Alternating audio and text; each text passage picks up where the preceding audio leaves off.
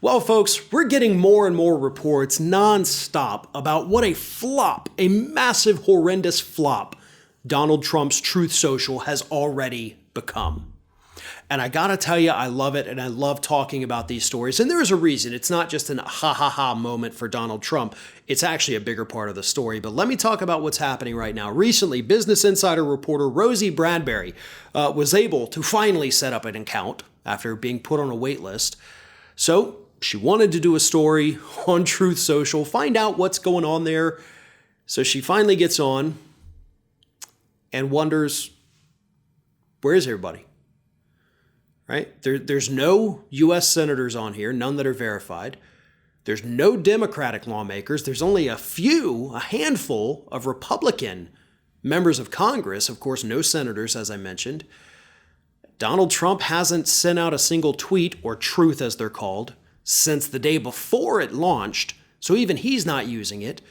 But most importantly, she described it as a conservative ghost town that had been overrun by bots. So when she signed up, the thing said, hey, here's some accounts you should follow, the popular accounts here. One, of course, Donald Trump, Sean Hannity, a couple other figures like that, and then the rest of them.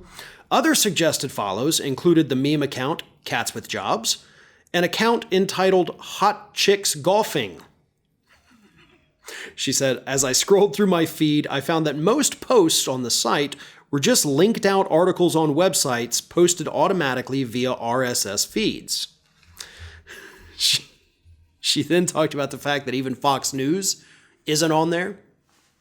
Of course, other outlets, CNN, NBC, CBS, ABC, Wall Street Journal, they're not there. There's no presence of anyone. But then she mentioned that one truth that Donald Trump had sent out. She found it. She went through the replies on it, and most of them are bots. And she said an overwhelming number of the bots were for some bizarre cryptocurrency, like not even one of the popular ones. And that's what's happened to Truth Social.